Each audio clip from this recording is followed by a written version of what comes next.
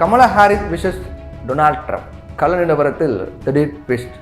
அமெரிக்க துணை அதிபர் கமலா ஹாரிஸ் வரவிருக்கக்கூடிய அதிபர் தேர்தலில் ஜனநாயக கட்சியின் அதிபர் வேட்பாளராக களமிறங்குவதற்கான பாதை இப்போ கிளியர் ஆயிடுச்சு.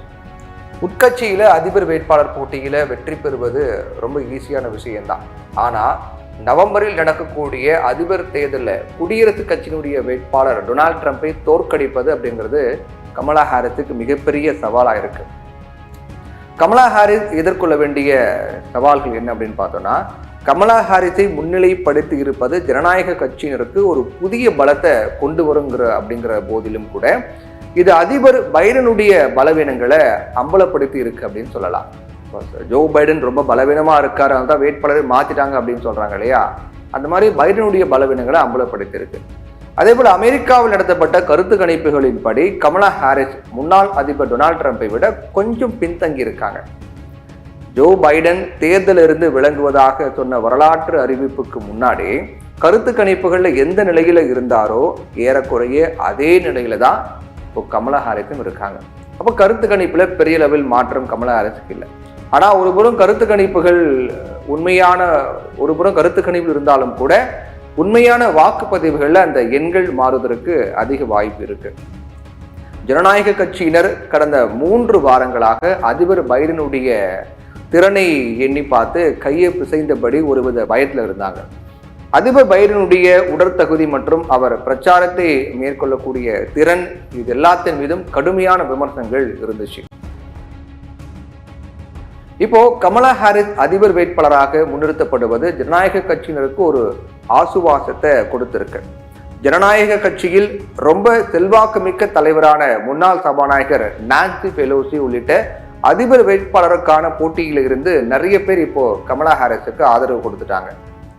2 கட்சிகளுக்கும் இடையே ஒரு கடுமையான போட்டி நிலவக்கூடிய முக்கிய மாகாணங்களில் இருக்கக்கூடிய நடுநிலை வாக்காளர்களை ஈர்ப்பதும் ட்ரம்ப் மீது அதிருப்தியில் இருப்பவர்களை ஈர்ப்பதும் தான் கமலா ஹாரிஸ் முன்பிருக்கக்கூடிய முதன்மையான சவால் சொல்லலாம். கடந்த சில வாரங்களாக விரக்தியில் இருந்த ஜனநாயக கட்சியை உற்சாகப்படுத்துவதும் இதில் அடங்கும். கமலா ஹாரிஸ் அதிபர் வேட்பாளராகும் வாய்ப்பு ஜனநாயக கட்சியினர் உற்சாகத்தை அதிகரித்திருக்கு. இந்த புத்துணர்வு டாலர் மழையாகவும் பொழிய வைத்திருக்கு. இப்போ கமலா ஹாரிஸுடைய பரப்புரை டாலர் மழையும் பொழிய வச்சிருக்கு. அதிகாரிகள் கூற்றுப்படி ஜோ பைடனுடைய விலகல் அறிவிப்புக்கு பிறகு 24 மணி நேரத்தில் $80 மில்லியன் அதிகமான புதிய நன்கொடைகள் திரட்டப்பட்டிருக்கின்றாங்க. இந்த தேர்தலில் ஒவ்வொரு வேட்பாளருக்கும் ஒரே நாளில் இவ்வளவு பெரிய நன்கொடை கிடைச்சது கிடையாது. ஜோ பைடன் கமலா ஹாரிஸ் நிதி திரட்டும் கஜானாவில் ஏறக்குறைய ஏற்கனவே $100 மில்லியன் கமலா ஹாரிஸுக்கு வரும். இப்போ கிடைத்திருக்கக்கூடிய இந்த மிகப்பெரிய நன்கொடையோட வரவிருக்கக்கூடிய பிரச்சாரத்திற்கு உறுதியான ஒரு நிதி அடிதலும் கமலா ஹாரிஸுக்கு கிடைச்சிருக்கு. குடியரசுக் கட்சியினர் தங்களுடைய எதிர்க்கட்சிக்கு எதிராக செலுத்திய முக்கிய தாக்குதல்களில் ஒன்றுதான் அதிபர் பைடனுடைய வயது. இப்போ கமலா ஹாரிஸ் வேட்பாளராக மாறினால் குடியரசுக் கட்சியினுடைய இந்த விமர்சனங்கள் எல்லாமே ஒரு செயலிழந்து போகும். பல மாதங்களாக ட்ரம்ப் பிரச்சாரத்தில் பைடனை பலவீனமானவர் அப்படின்னும் எளிதில் குழப்பமடைவார் அப்படின்னும் விமர்சிக்கப்பட்டது. 4 வாரங்களுக்கு முன்னாடி இப்ப சமீபத்தில் நடைபெற்ற அதிபர் தேர்தலின் விவாத நிகழ்ச்சியில பைடனுக்கு ஏற்பட்ட கசப்பான அனுபவத்தால அவர் மீதான விமர்சனங்கள் அதிகரிச்சது. துணை அதிபர் கமலா ஹாரிஸுக்கு வயது 59, ரொம்ப ஆற்றல் மிக்க ஒரு பேச்சாளர், அவருடைய கட்சிக்கு மிகப்பெரிய பலமாக இருப்பவர். அதனால வயதையும் பிரச்சார ஆற்றலையும் வைத்து இனி ஜனநாயக கட்சியை விமர்சிக்க முடியாது. இன்னும் சொல்ல போனா 78 வயதான ட்ரம்பின் வயதை இப்போது அவருக்கு எதிரான பிரச்சார ஆயுதமாக கமலா ஹாரிஸால் மாற்ற முடியும். ஏன்னா கமலா ஹாரிஸுடன் ஒப்பிடும்போது ட்ரம்ப் ரொம்ப வயதான நபர். கமலா ஹாரிஸ் கருப்பின வாக்காளர்களை தன்வசம் ஈர்க்க முடியும் அவரால். அவங்க சமீபத்தில் சில மாதங்கள்ல பைடன் கிட்ட இருந்து விலகி செல்வதாக கருத்து கணிப்பெல்லாம் சொல்லுச்சு. 2008 மற்றும் 2012ஆம் ஆண்டு பராக் ஒபாமாவினுடைய வெற்றிக்கு உதவியது சிறுபான்மையினர் மற்றும் இளம் வாக்காளர்களுடைய ஆதரவு கூட்டணி தான். கமலா ஹாரிஸும் அந்த வாக்காளர்களை ஒன்றிணைத்தால் இந்த ஆண்டு தேர்தலை தீர்மானிக்கும் போட்டி மிகுந்த ஒரு டஃப்பா இருக்குன்றாங்க. சில மாகாணங்கள் அவருக்கு ஆதரவு அதிகரிக்கும்.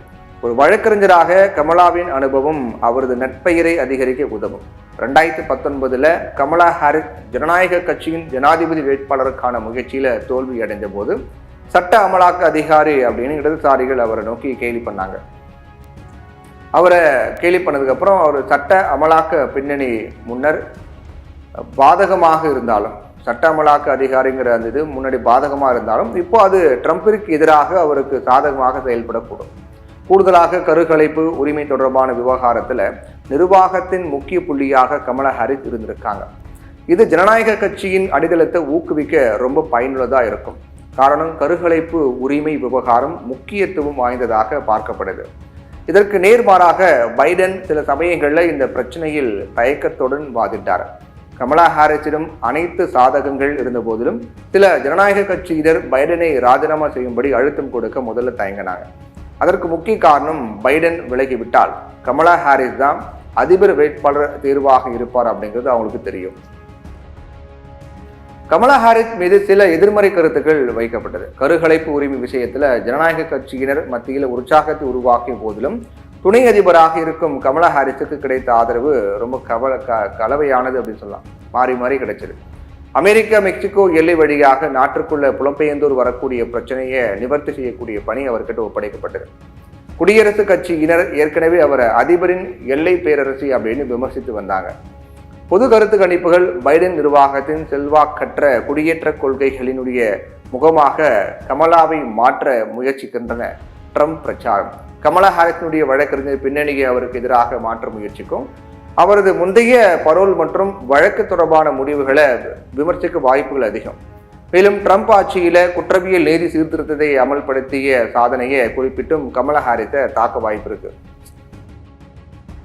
கமலா ஹாரிஸின் மற்றொரு பலவீனம் ஒரு வேட்பாளராக அவரது சீரற்ற வரலாறு. 2020 ஜனநாயக கட்சியின் அதிபர் வேட்பாளராக தேசிய பதவியை வெல்வதற்கான அவரது முயற்சி தோல்வியடைந்தது. அவர் ஆரம்பத்தில் கவனம் பெற்றிருந்தாலும் தொடர்ச்சியான மோசமான நேர்காணல்கள், தெளிவற்ற கருத்துகள் மற்றும் திட்டமிடாத பிரச்சாரம் ஆகியவை வேட்பாளர் போட்டியிலிருந்து அவரை விலக செய்துச்சு. பைடனுடன் ஒப்பிடுகையில் இதற்கு முன்பு அதிபராக இருந்தது இல்லை என்பது கமலா ஹாரிஸுக்கு மிகப்பெரிய சவாலாக இருக்கலாம். அதே சமயத்தில் பைடனின் அரசியல் வாழ்க்கையின் சில சர்ச்சை விஷயங்களில் இருந்து விலகி இருந்தார் கமலா ஹாரிஸ். இன்னொரு புறம் குடியரசுக் கட்சியினர் சந்தேகத்திற்கு இடமின்றி கமலா ஹாரிஸை மிகவும் அனுபவமற்றவராகவும் அதிபராக பணியாற்ற ஆபத்தானவராகவும் சித்தரிக்க கடுமையான முயற்சி எடுப்பாங்க.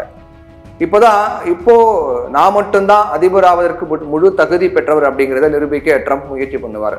இதையெல்லாம் கமலா ஹாரிஸ் சமாளிக்கணும். வரக்கூடிய நாட்களில் அமெரிக்க மக்களிடம் புதிய எண்ணத்தை ஏற்படுத்த துணை அதிபருக்கு வாய்ப்பு கிடைக்கும் என்பதில் மாற்று கருத்து கிடையாது.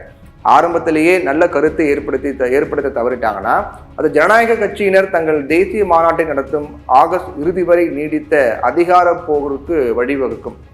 கமலா ஹாரிஸ் திறனில் திருப்தி ஏற்படாத பட்சத்தில் கட்சி பிளவுபடும் அல்லது புதிய வேட்பாளரை சுற்றி அணிதிரளக்கூடும்.